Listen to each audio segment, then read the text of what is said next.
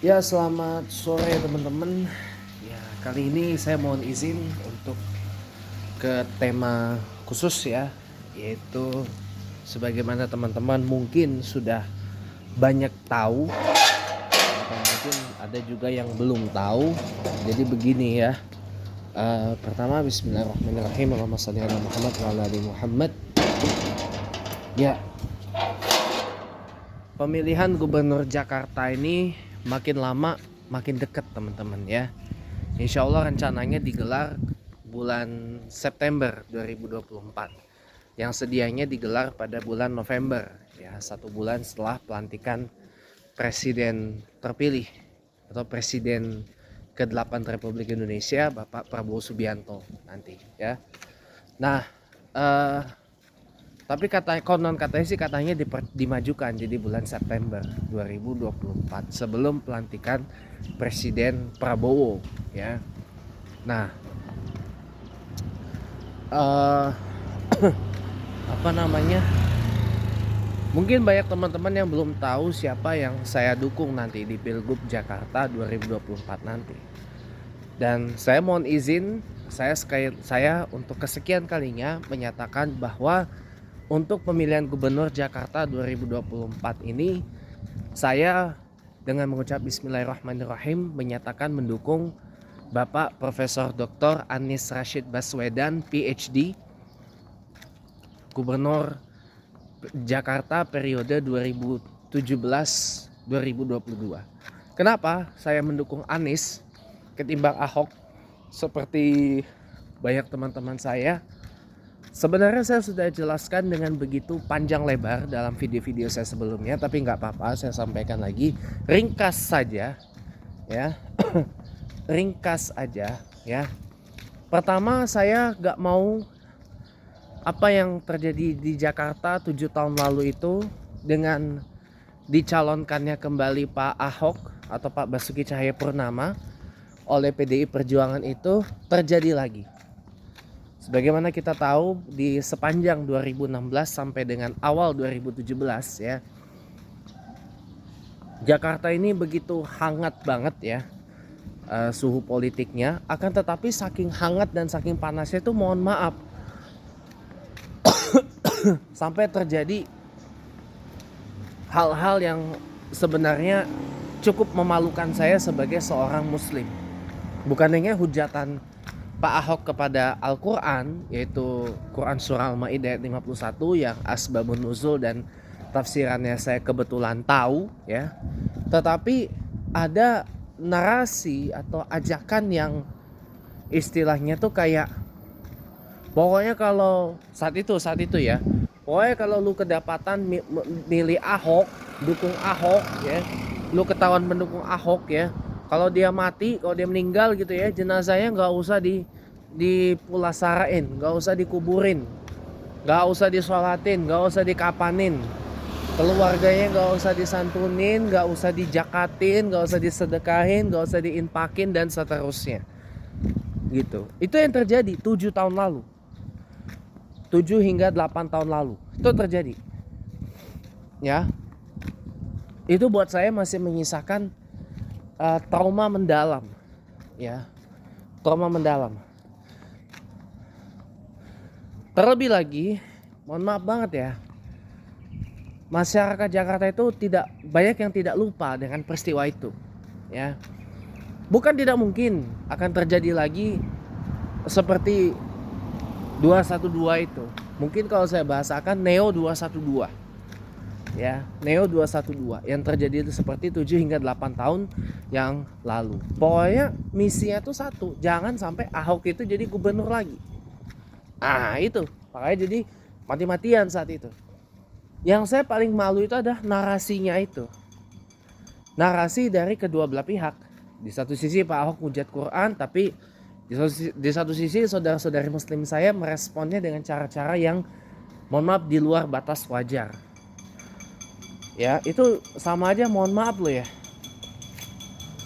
Terlepas dari pada saat itu ya, orang itu dukung siapa di Pilgub Jakarta, ketika orang itu sudah meninggal dunia, sudah pulang kembali ke Allah, maka fardu kifayah untuk dipulasarakan, untuk disolatkan, untuk ada yang nyolatin. Mungkin salah satu yang Anda kenal mungkin Nenek Hindun almarhumah ya, yang terkenal itu ya. Untungnya kemudian jenazahnya disalatkan ketika meninggal. Kalau nggak ada satu kampung, satu RT, satu RW di tempatnya Nenek Hindun, itu dosa besar banget. Karena memulasarakan jenazah ketika sudah wafat itu hukumnya adalah fardu kifayah ya, atau kewajiban bersama-sama, bukan fardu ain atau kewajiban individu. Nah, lalu kenapa akhirnya saya tiba pada keputusan mendukung Anies Baswedan all out di Pilgub Jakarta 2024 ini ketimbang mendukung Pak Ahok seperti teman-teman yang melahirkan dalam tanda kutip Ahok Reborn ya, atau apa BTP Community atau Ahok Community. Itu ada beberapa teman saya termasuk guru saya Bu Soleh, Novi Bule itu ada di situ, tapi mohon maaf kali ini saya tidak ikut di situ. Kenapa? Karena beresiko, sangat-sangat beresiko. Saya kasih tahu aja, kalau Ahok sampai dicalonkan lagi di Jakarta, peristiwa 7 hingga 8 tahun lalu bakal keulang lagi, dan saya nggak mau itu terjadi. Saya tidak mau, karena hanya akan membuat malu saya sebagai seorang muslim. Kalau ada narasi-narasi yang pokoknya masjid ini tidak mensolatkan jenazah pendukung penista agama, Masya Allah, dosa besar bener itu. Banyak, termasuk di dekat-dekat saya ini banyak masjid-masjid seperti itu. Salah satunya di Pondok Pinang sana, Masjid Jami Darussalam. Masuk ke gang, kalau tahu jalannya tembusnya itu ke ke jalan tembusan ke arah Pondok Indah apartemen ya, dan juga PIM 2 dan PIM 3 tembusannya bisa dari situ, dari jalan Masjid Darussalam di Pondok Pinang gitu. Itu juga termasuk masjid yang bersejarah lah untuk daerah sana. Diresmikan oleh Pak almarhum mantan Gubernur Jakarta saya itu Pak Wiyogo Atmodarminto di tahun 91 ya, 91 itu. Itu salah satu masjid dari sekian banyak masjid di Jakarta Selatan ya, yang ada narasi seperti itu. Bahkan sampai dispandukin, masjid ini tidak mensalatkan atau menolak mensalatkan jenazah pendukung penista agama ya, yang secara implisit itu adalah pendukung Pak Ahok saat itu. Nah itu saya jujur nggak mau. Untungnya di masjid saya nggak ada yang seperti itu, tapi orang-orang dalamnya juga narasinya Masya Allah. Ini malu saya sebagai muslim, malu saya sebagai pengikut agama Allah kalau narasi itu terjadi lagi di Pilgub Jakarta 2024 ini. Karena udah kebaca oleh lawan, pasti pendukung anak-anak abah gitu ya sebutannya, oh ini pasti akan mainin isu Islam lagi, isu sorga neraka lagi, main jual ayat jual mayit lagi gitu kan, dan sebagainya lah. Itu bisa saya counter sebenarnya. Itu bisa saya counter. Nih, counter saya tuh begini, kalau ada narasi seperti itu. Yang namanya agama itu adalah pedoman hidup. Pedoman hidup bagi seluruh umat manusia. Agama itu tuntunan bagi umat manusia. Dan Islam adalah agama yang dibenarkan dan diridai oleh Allah, dan agama atau ajaran yang diajarkan langsung oleh Allah Subhanahu wa ta'ala. Ada di dalam Quran surah Al-Hajj ayat 78, ayat terakhir dari surah itu. Agama yang dinamakan langsung oleh Allah, dibawakan dan disiarkan oleh semua nabi. dari Nabiullah Adam sampai Muhammad Sallallahu Alaihi Wasallam. Selesai soal. Itu cara saya mengcounter kalau ada narasi seperti itu. Ada lagi narasi yang mengatakan, Pak, di Jakarta ini bukan hanya umat Islam aja yang ada. Iya, saya tahu dan saya paham. Ya, tapi kan di Jakarta ini mayoritas orang Islam. Mayoritas penduduknya beragama Islam. Apalagi yang Betawi-Betawinya masih banyak. Bener gak? Iya. Nah, daripada itu, sekarang apa sih yang membuat saya mendukung Anies Baswedan itu? Selain menghindari resiko polarisasi yang tajam banget seperti Pilgub Jakarta 2017. Kamera, benar. Kameranya tadi agak sedikit error. Oke, simak ya. Pertama, kinerja Anies Baswedan di Jakarta 5 tahun full term, gak diragukan lagi. Kenapa gak diragukan? Anies Baswedan itu banyak meneruskan dan menyelesaikan banyak program yang dicanangkan dari zaman Pak Ahok. Bahkan yang dicanangkan dari zaman Pak Jokowi itu sudah banyak diselesaikan oleh Profesor Anies Baswedan sebagai Gubernur Jakarta full term 5 tahun. Ya. Walaupun ada upaya untuk melengsarkan, memakzulkan, menggoyang porsinya Anies Baswedan itu gak berhasil. Kenapa? Karena masyarakat Jakarta masih menganggap kinerjanya Anies Baswedan itu satisfying, memuaskan. Bagaimana? Oke, slow. Memuaskan. Jadi buat apa memecat gubernur yang kinerjanya tergolong memuaskan? Loh, Pak, di mana memuaskannya? Kan banyak yang belum selesai, Pak. Ya, oke lah, masih ada kekurangan, masih ada catatan lah. Ya, contoh seperti rumah 0%. Lalu kemudian macam-macam lagi yang banyak. Oke lah, nggak apa-apa. Itu cukup saya jadi catatan aja itu. Namanya juga manusia gitu. Dan Pak Profesor Anies Baswedan itu juga punya tim untuk mengatasi persoalan itu semua. Gitu ya. Ada kereta lewat, nanti sambung. Oke, lanjut. Oke, saya terusin ya. Jadi yang membuat saya bulat dukung Anies Baswedan itu selain kinerjanya yang tergolong baik,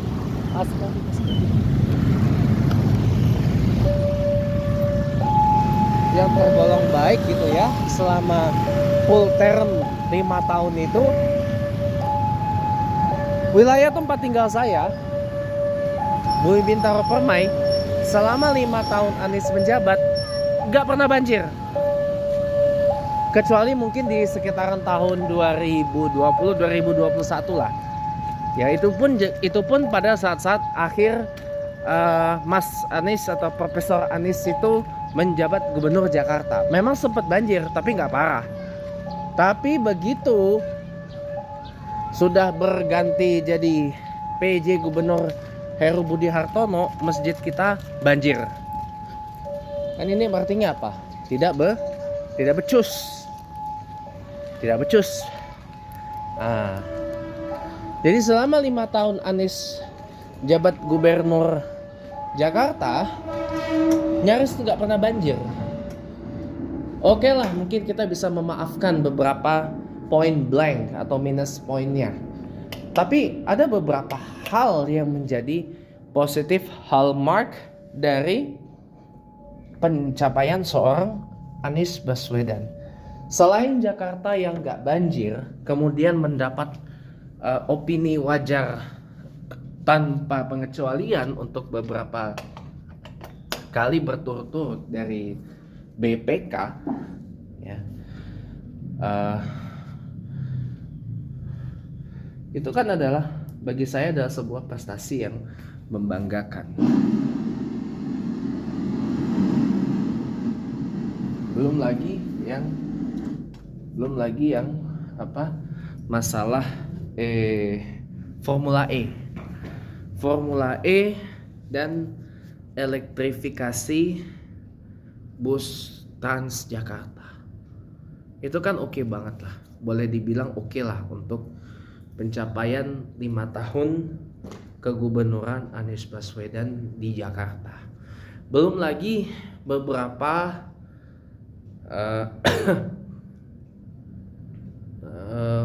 titik di Jakarta diluaskan tempat untuk pejalan kaki, termasuk di sekitaran Tugu Proklamasi. Nah itu titik pejalan kakinya diperluas dan diperbagus dengan tidak adanya PKL, pedagang kaki lima yang berkeliaran di sana. Ini satu capaiannya oke menurut saya. Capaiannya oke. Formula E sukses besar. Elektrifikasi Transjakarta ongoing, tapi sukses besar. Mewujudkan Jakarta menuju net zero, menuju kota beyond zero. Ya. Jadi makanya saya berpikir sudah waktunya Anies Baswedan diberikan mandat sekali lagi untuk jabat gubernur Jakarta. Tidak ada alasan untuk menolak Anies. Tidak ada alasan untuk menolak Anies Baswedan, teman-teman. Malah justru Anies Baswedan tuh harus kita dukung sekali lagi untuk jadi gubernur Jakarta sehingga bisa 2 full term sampai nanti 2029. Gitu.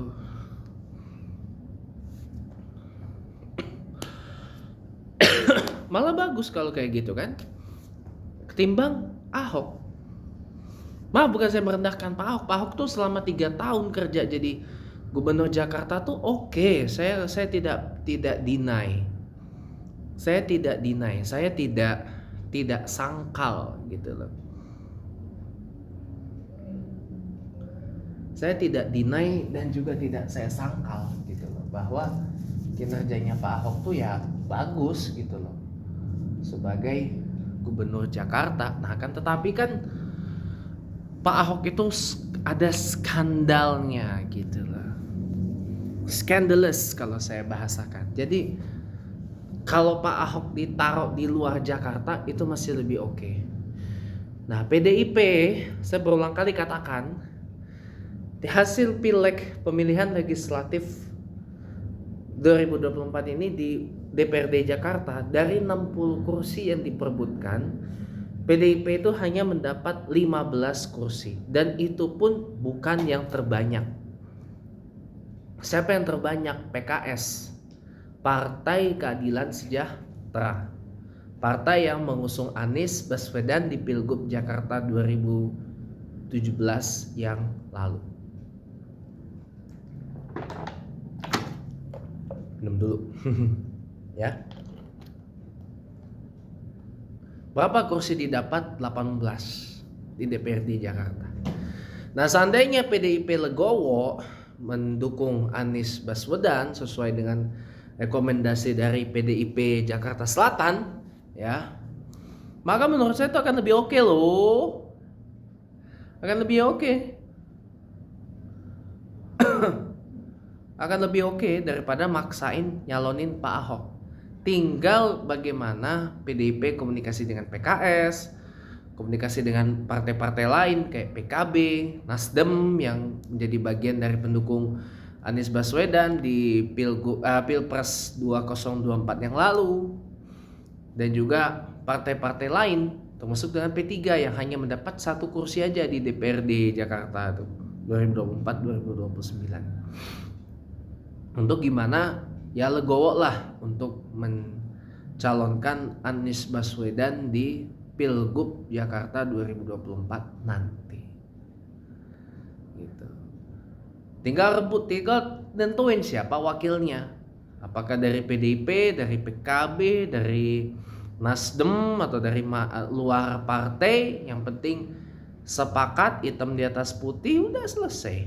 Malah itu lebih munasabah ketimbang PDIP maksain Ahok nyalon di Jakarta. Semoga bermanfaat. Pokoknya sama-sama kita rapatkan barisan, kita satu barisan untuk Anies Baswedan kembali jabat Gubernur Jakarta 2024-2029, dan yang penting misi utama kita kalahkan dinasti Jokowi di Jakarta. Kita tidak akan beri ruang untuk dinasti Jokowi untuk melebarkan praktik KKN dan perluasan kezalimannya di Jakarta. Terima kasih, selamat petang. Wassalamualaikum warahmatullahi wabarakatuh. Jakarta maju bersama, Jakarta kolaborasi untuk Jakarta, maju kotanya, bahagia warganya.